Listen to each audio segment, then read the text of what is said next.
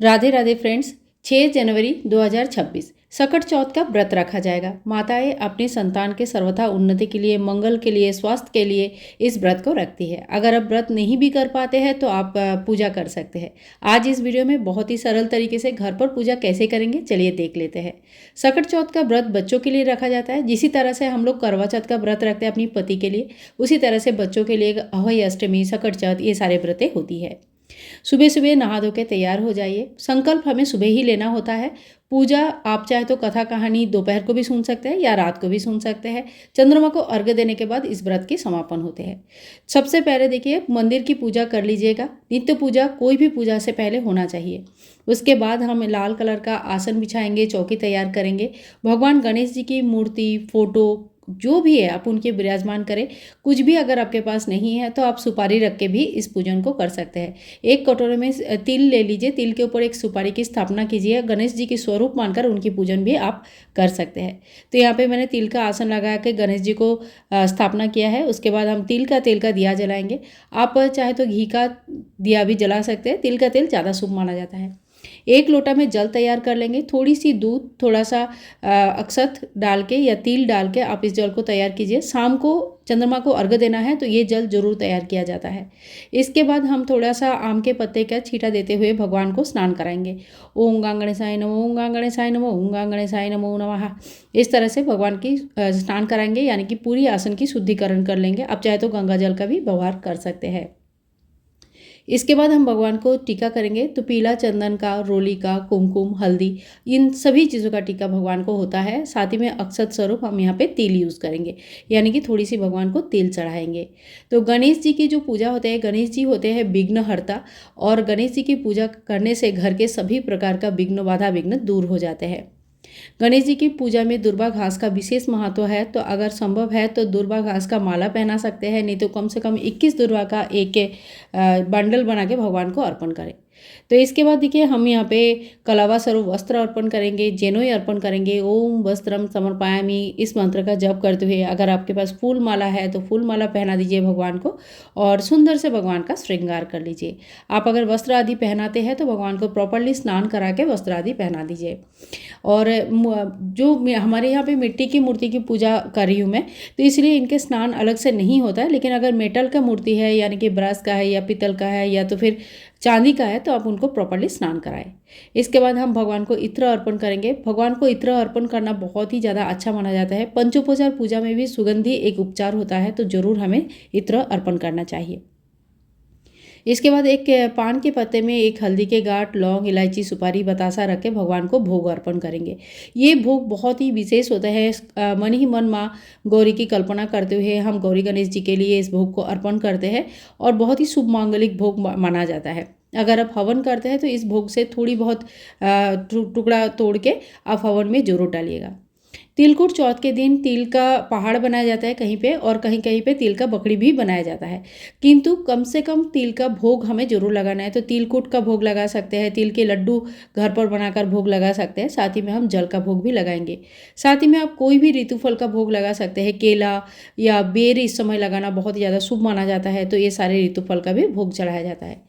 आज के दिन पूरा निर्जला व्रत रखते हैं बहुत लोग, और बहुत लोग फल खाकर भोग रखते हैं, व्रत रखते हैं।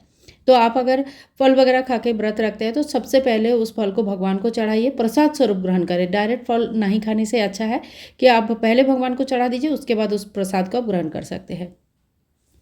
भगवान को दुर्वा घास, गुड़हल की फूल, जब जो लाल फूल होते हैं, ये सारे चढ़ाना बहुत शुभ माना जाता है। अगर आपके पास है तो जरूर चढ़ाइए। साथ में हम धूप और दीप दिखाएंगे। दीपक हमने पहले ही प्रज्वलित करके रखा है, धूप हमने प्रज्वलित कर लिया है। और इस तरह से ओम धूपम समर्पयामि, ओम दीपम समर्पयामि, ओम नैवेद्यम समर्पयामि।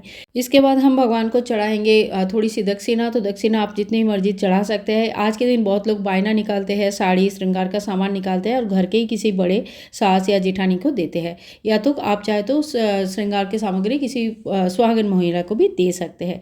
इसके बाद हम कथा सुन लेंगे। कथा सुनना इस व्रत के लिए बहुत ही अनिवार्य होता है, ज़रूर सुननी चाहिए। हाथ में तिल और फूल लेके हम कथा सुनेंगे। कथा सुनने के बाद एक छोटी सी कटोरे में तिल को हम वापस रख देंगे। थोड़ी सी जो तिल है ये जो पानी हम तैयार करेंगे चंद्रमा को अर्घ्य देने के लिए दूध मिलाकर, उसी में डाल देंगे। थोड़ी सी तिल हमें भगवान गणेश जी के चरणों में रखना है और बाकी तिल आप एक कटोरे में रख दीजिए। शाम के टाइम पे जब चंद्रमा को अर्घ्य दिया जाता है तो उस टाइम पे इसी तिल से अर्घ्य दिया जाता है। अगर आपके यहाँ पे दोपहर को कहानी सुनते हैं तो ये जल आप सूर्यदेव भगवान को अर्घ्य दे दीजिए और शाम को दोबारा इसी प्रकार से जल तैयार करके चंद्रमा को अर्घ्य दीजिएगा।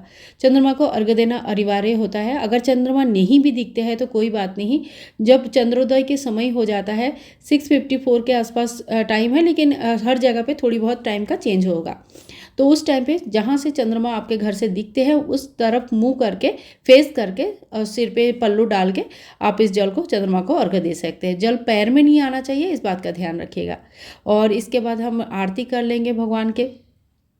आज अगर संभव है तो एक अखंड दिया भी आप प्रज्वलित कर सकते हैं। बच्चों की मंगल के लिए अखंड दिया प्रज्वलित रहना पूरे दिन बहुत ही ज़्यादा अच्छा माना जाता है। आरती के बाद हाथ में 3 बार जल लेंगे, 3 बार चौकी को वार देंगे और हाथ जोड़ करके पूजा में रही कमियों के लिए समय याचना कर लेंगे। भगवान के पास अपने बच्चों की लंबी उम्र, अच्छे स्वास्थ्य और उज्जवल भविष्य के लिए प्रार्थना करेंगे। तो इस तरह से बहुत ही सरल विधि से हम घर पर पूजन कर सकते हैं। फ्रेंड्स, पूजा आप चाहे तो सुबह भी कर सकते हैं, दोपहर भी कर सकते हैं, शाम को भी कर सकते हैं, लेकिन व्रत का जो समापन होता है वो शाम को चंद्रमा को अर्घ्य देने के बाद ही होता है। तो चंद्रमा को अर्घ्य देने से पहले हम कहानी सुन लेंगे। कहानी सुनने के बाद चंद्रमा को अर्घ्य देंगे और उसके बाद फलाहारी खाना खा सकते हैं, या तो फिर आपके यहाँ पे जो भी नियम है आप उस हिसाब से व्रत की समापन कर सकते हैं। मिलूंगी नेक्स्ट वीडियो में। आज का वीडियो आप लोगों को कैसे लगा जरूर बताना। अगर वीडियो में कुछ भी पसंद आए तो please like, share and comment, channel को सब्सक्राइब करके रखना। आप जान लेते हैं पूजा का शुभ मुहूर्त कौन सा रहेगा। तो देखिए, अभिजीत मुहूर्त रहेगा दोपहर को 12:06 से लेकर 12:48 तक। विजय मुहूर्त रहेगा दोपहर को 2:11 से लेकर 2:53 तक। गोधूली मुहूर्त रहेगा शाम को 5:36 से लेकर 6:04 तक। अमृतकाल का समय रहेगा सुबह 10:46 से लेकर 12:17 तक। निशिता मुहूर्त का समय रहेगा 12 बजे, रात की 12 बजे से लेकर रात का 12:54 तक। 7 जनवरी हो जाएगा, ध्यान रखिएगा। इसके बाद सर्वार्थ सिद्धि जो रहेगा 7:15 से लेकर सुबह का 7:15 से लेकर दोपहर का 12:17 तक। ये सारे समय आपको डिस्क्रिप्शन बॉक्स में भी मिल जाएगा, तो आप चेक कर सकते हैं। पूजा शुभ मुहूर्त में करने से बहुत ही ज़्यादा अच्छा माना जाता है, क्योंकि उसमें फल हमारा काफ़ी अच्छा रहता है। राहु काल में कोई पूजा नहीं होती है, और तो इस बात का विशेष ध्यान रखिएगा। संतान की मंगल कामना के लिए हर माता को इस व्रत को रखना चाहिए। अगर आप व्रत नहीं भी कर पाते हैं तो आप पूजा जरूर कीजिएगा, चंद्रमा को अर्घ्य दीजिएगा। शुद्ध सात्विक आहार ग्रहण करके भी आप पूजन कर सकते हैं। आज के लिए इतना ही। मिलूंगी नेक्स्ट वीडियो में, तब तक के लिए हरे कृष्णा, राधे राधे।